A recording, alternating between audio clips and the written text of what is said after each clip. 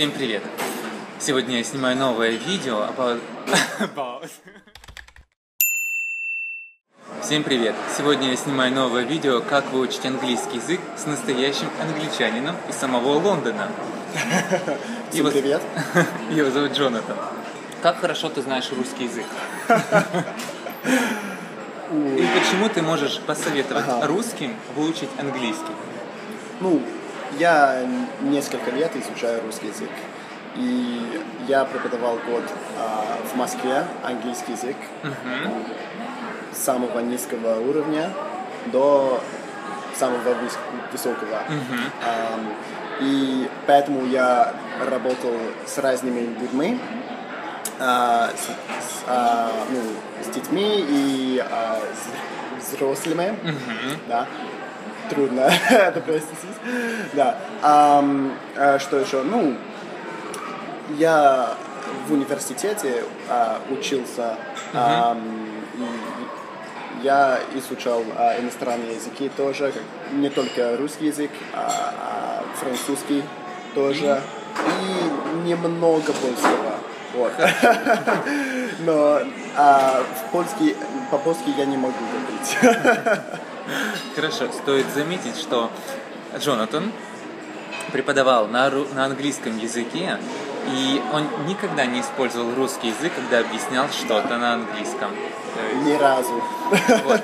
А сегодня я попросил Джонатана, чтобы он рассказал нам, как выучить английский язык, но он расскажет это на английском, потому что это будет проще, и субтитры будут внизу. So, how to learn it like the best way, and what is the common mistakes the Russian made in English? I mean, English, like any language, is not very easy. So everyone does make mistakes. So hopefully we can talk about how to avoid those mistakes. But I think firstly, people think about mistakes too much, and you just need to practice. That's like the first rule, isn't it?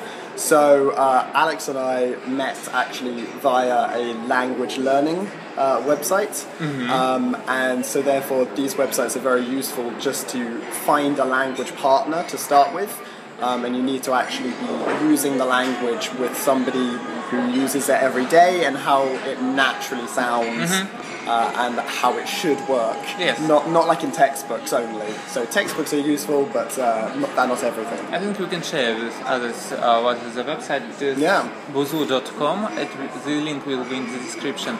And another site is just italki, which I found very useful when I wrote some essays, and I could upload it and other people could correct you, especially native speakers. It's very, very useful. It's definitely very useful. So pronunciation, you should practice more. And for example, some things like the very difficult, very specific parts of grammar, you don't need to worry about, especially if you've only recently started English. I know some people, they learn, English has lots of different tenses. I need to learn all of them right now. And that's not true, because most of the time when we're speaking, we're doing it now, and we use maybe 4 or 5 tenses, and that's what you need for most conversations. I don't think that people shouldn't be afraid of their problems, mistakes, because practice is much more important than just to think about grammar. Because even native speakers can make mistakes as well, so I'm sure. Outrageous, no.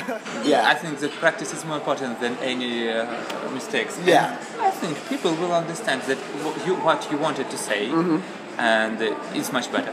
Yeah, definitely.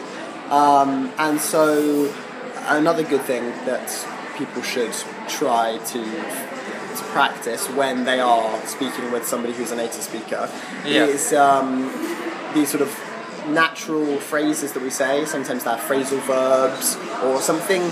It doesn't have to be sort of slang or swear words or anything like that. It can just be phrases that are not that are short and they have like everyday use. I know some students who wanted to sort of learn really long phrases and then try and find a situation to use this long phrase, when actually we have sort of quick phrases maybe 2 or 3 words that are useful in every situation. Exactly. So those are always good to know, especially in a situation where you don't know what to say. You can say, I can say this. Exactly. So what else should we say? You need a good technique, and I think one part of that technique should be one, don't try and learn too many words per day. I know lots of people maybe 10, 15. Yeah, I mean, I even think 10 is actually quite a lot to remember if you're doing it every day, because that means 70 new words a week.